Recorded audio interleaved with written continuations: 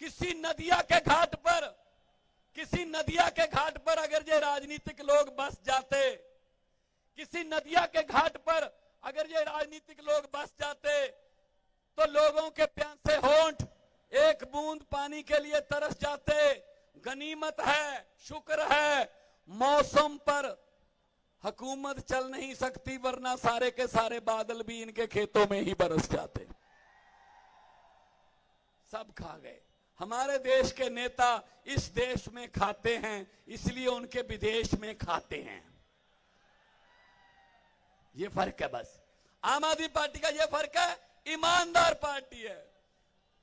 पंजाब में मैंने यही माहौल 8 महीने पहले देखा था, बिल्कुल यही माहौल,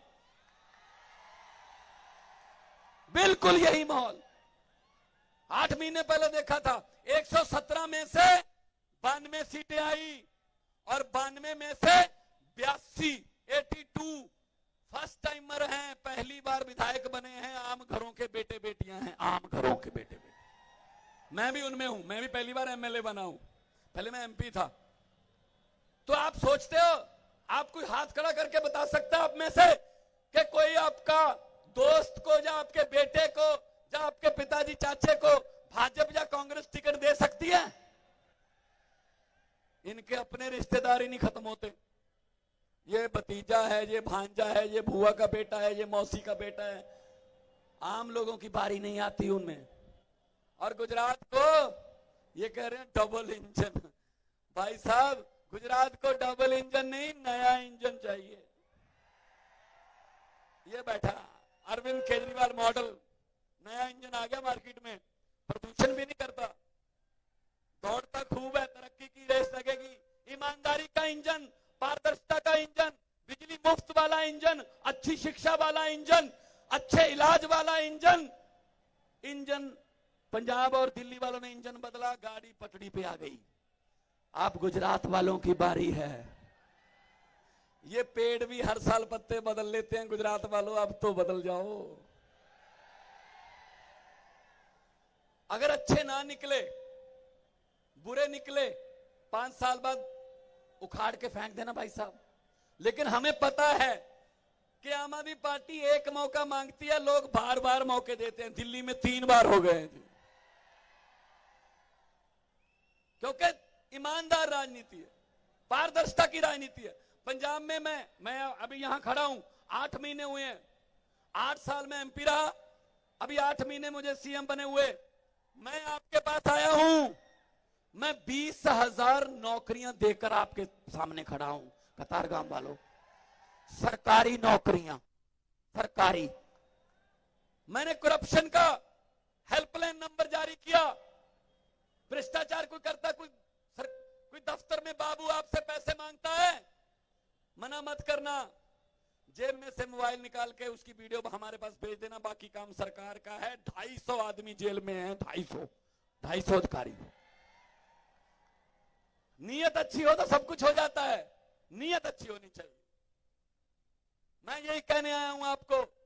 पत्रकारों ने मुझे पूछा, आपने भाजपा की आंधी को कैसे रोका दिल्ली और पंजाब में? मैंने कहा यार सिंपल तरीका है। कहते कैसे? मैंने कहा उनका चुनाव चिन्ह क्या है? बोले कमल का फूल। मैंने कहा आम आदमी पार्टी का चुनाव चिन्ह क्या है? बोले झाड़ू। मैंने कहा कमल का फूल कहाँ उगता है? बोले कीचड़ में। मैंने कहा झाड़ू क्या करता है? बोले कीचड़ की सफाई। मैंने कहा हमने पंजाब और दिल्ली में कीचड़ की सफाई कर दी, कमल उगे ही नहीं, कमल उगे ही नहीं।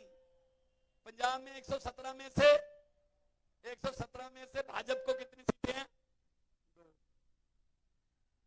मोटरसाइकिल पर बैठकर भी विधानसभा आ सकते हैं। दिल्ली में पहले 3 थे, आजकल 6 हैं। तो दोस्तों, हम कोई पैसा नहीं देते, लालच नहीं देते, आप खुद ब खुद आते हो। हमारा खजाना तुम लोग हो। जिसके पास ये खजाना हो उसको बैंकों में खाते खुलवाने की जरूरत नहीं है, पब्लिक वाला खजाना बहुत बड़ा हो। हुकूमत वो करते हैं जिनका दिलों पर राज होता है, जैसे अरविंद केजरीवाल जी को आप दिल से चाहते हैं। हुकूमत वो करते हैं जिनका दिलों पर राज होता है। यूं कहने को तो मुर्गे के सर पे भी ताज होता है। तो इस बार झाड़ू जबरदस्त तरीके से चलनी चाहिए। और यहां पे कतारगांव में जो मशीन है उस पे 5वें नंबर का बटन है झाड़ू वाला। मशीन में 5वां नंबर है, लेकिन 8 तारीख को आना पहले नंबर पर है। और एक और खुशखबरी दे दूं आपको, एक और खुशखबरी दे दूं कि कतारगांव का जो सर्वे करवाया इन्होंने, बीजेपी ने, हमने नहीं कराया, भाजपा ने, तो कतारगांव में भारी बहुमत से गोपाल इटालिया विधायक बनने जा रहे हैं। ये देखो, ये देखो, ये देखो ना।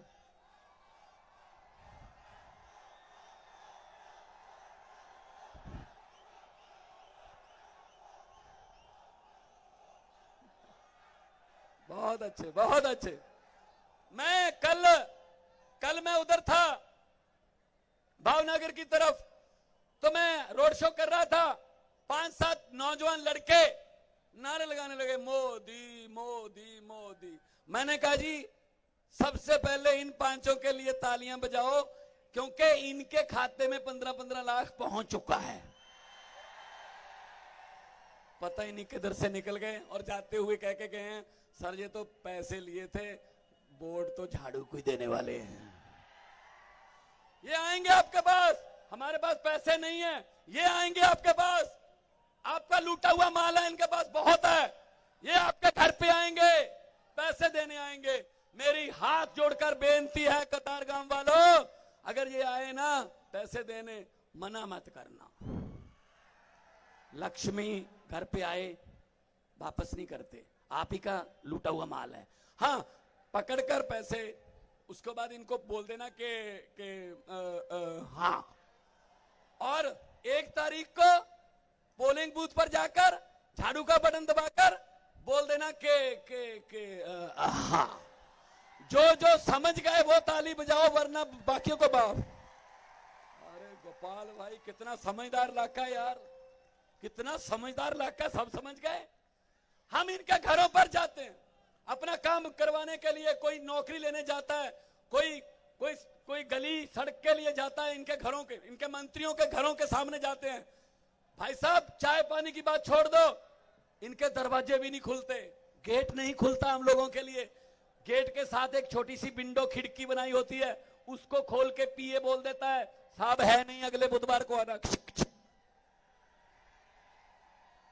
गुजरात वालों, अब आपका बदला लेने का टाइम आ गया है।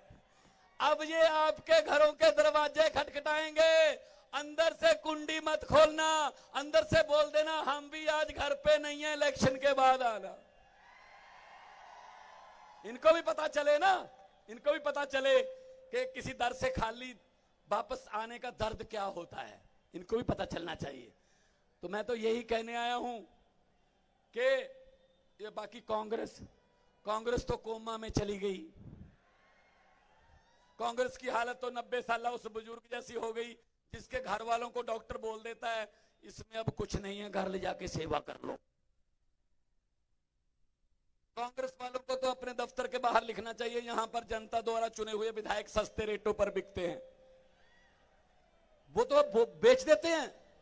कांग्रेस को वोट दोगे, अगर वो जीत गया, भाजपा को सबसे पहले वही फोन करेगा, हाँ जी कितने देते हो, आपकी वोट की कीमत डालेंगे ये, उनको वोट मत देना। तो इसलिए मैं कह रहा हूं कि आम आदमी पार्टी, नई पार्टी, नया सूरज, ठंडी हवा के झोंके, 8 तारीख को बदल के देखो, सब कुछ बदल जाएगा। एक मौका तो दो ना, एक मौका दोगे तो उसके बाद तो फिर हमारा जिम्मेदारी है ना, उसके बाद जिम्मेदारी हमारी है।